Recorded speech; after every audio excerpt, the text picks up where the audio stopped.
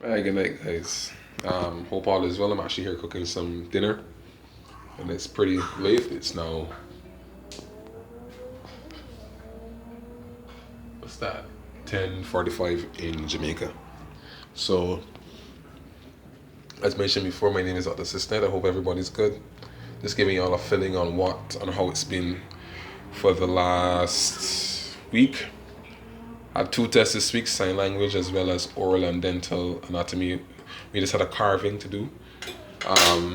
Last night I did a video showing the carving, but for some reason, once I stopped the video on the YouTube, while trying to upload it to YouTube, it just warped the video. The video became corrupted, so I wasn't able to upload the video.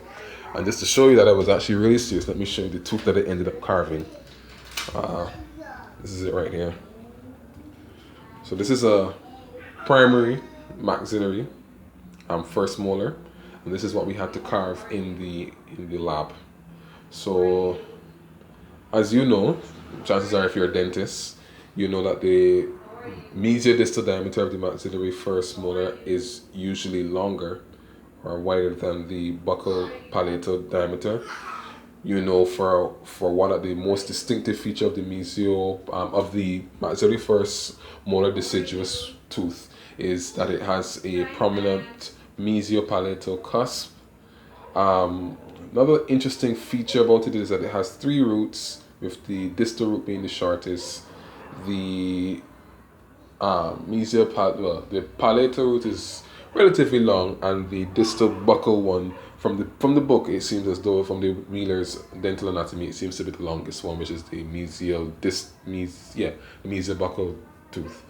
The the tooth, when viewed from the buccal aspect, has it slopes or tapers towards the cervix, from the mesial and distal contact areas. As you know, the tooth contours towards the distal aspect as well as to the palatal aspect or lingual aspect of the tooth. Our school actually teaches that they don't use the word lingual for maxillary teeth, and the reason for that is that the tongue isn't on the lingual aspect, or it isn't in the maxillary aspect of the jaw. It's in the mandibular. So they say that if anything that's on the medial aspect of the tooth is described as either palatal for the upper jaw, or the lower jaw is described as lingual. So I had to carve this within 2 hours. Carved it in 2 hours. Was last night I got it done in about 45 minutes. When I said started to carve, it was pretty good. But remember, under pressure it's so different, because I went into the lab today, started to carve, and the root cracked for the first carving. So I had to start back over. So I took half an hour out. Then the root cracked, had to start back over. Started back over again, root cracked again. So the third time now, I started back over. Mind you, I only have 2 hours to do this carving. By 1 hour and 15 minutes, I had to start back over again. Once I start, mind you, I carved it the day before, nothing cracked. So that just shows you under pressure anything can happen. But I kept my nerve and was able to finish, because luckily for me, I'm able to carve. I've been told I've been able to carve pretty fast. So that was a challenge today. Then we had sign language. I don't know how many dental schools out there actually enforce sign language, but we actually do sign language beginners, and then we do an advanced course next semester. Did a sign language course, was pretty okay.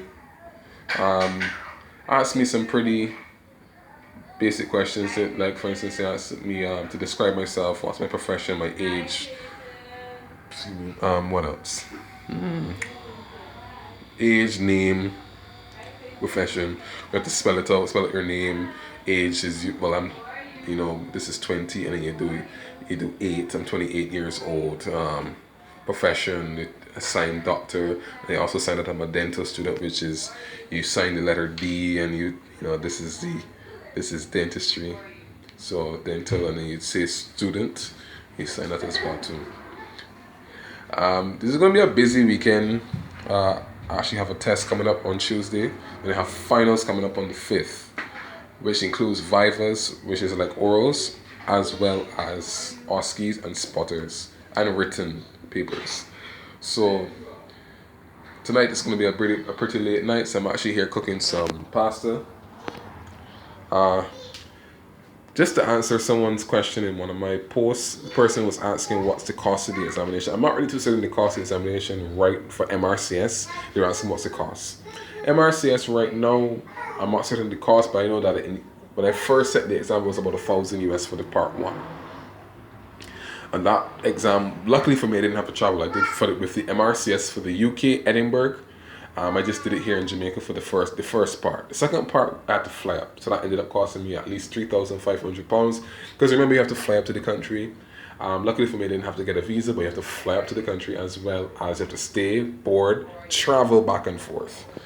Interesting story. When I first did the MRCS examination, not first, but when I did the first examination in 2014 for MRCS Part A.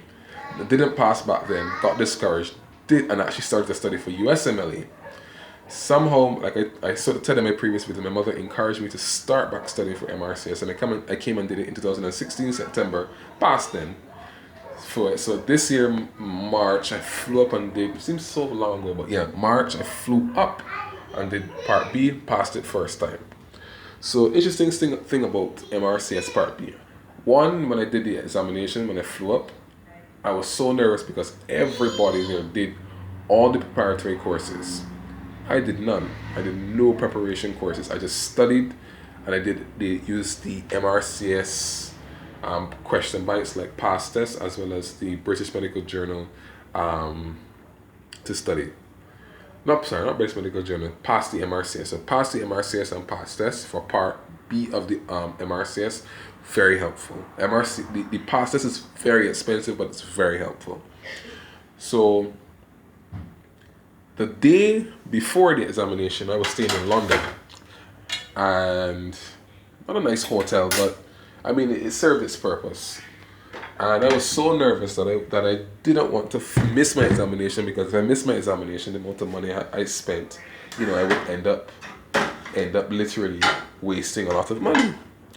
So I actually took a bus. There's a cross-country bus that is there popular. I can't remember the name right off the top of my head, but that bus is very, very, very popular, and it's used by many persons to travel from, like, for instance, London. If you can't travel by the train, you travel by the bus. And I traveled to the hospital in Coventry, and when I got there, I slept in the hospital and actually woke up in the morning, washed my face in the patient's bathroom, in the public bathroom that was there, which was very clean, and went upstairs to the library, studied for about an hour, came down and went and did my exam, because I was so afraid of missing my exam. The exam was very interesting and very nice. The examiners are very nice and polite. There were some sections that were more challenging than others, but main thing is communication, main thing is knowing your ATLS, main thing is knowing your anatomy, like the back of your hand. I got asked some head and neck anatomy questions, which I'm going to try to go through some head and neck, because I'm going to do some head and neck revision this weekend, because I'm trying to prepare for my final examinations for dentistry year 3. Some things that I found really nice, they asked me to place a chest tube, which I hadn't done for years. Probably last time I did one was in cardiothoracic surgery when I was rotating through, so that was challenging. But for some reason it came back. It's like riding a bicycle. At the same time, you still have to bear in mind that even though it's a mannequin or a dummy, as it were, you still have to bear in mind that it represents a real patient, and that's something that keeps coming back up in dentistry now, because when we do simulator training, we do simulators on actual simulations with computer hookup and sensors that monitor your hand movements while using the tool, you have to bear in mind that even though it is considered a dummy or a mannequin, you have to bear in mind that this represents a patient. So sometimes I actually have to remind myself, that this is a patient. So, and once you do that, I think you'll be in the clear. So for instance, you have to show empathy, explain to the patient, what's in my hair? You have to explain to the patient that, to the dummy, that just like how you would talk to a patient, explain to the patient that what the procedure is that you're going to do. Remember, always show empathy, always show that you want to explain to the patient what's going on. I'm going to upload another video pretty soon about like little tips that I found very helpful for the MRCS, especially examination tips. Once again, it's empathy and ensure that you don't cause any harm to the patient or make the patient, yell out. Hope this helps. Keep just subscribe to my videos. Hope you enjoy.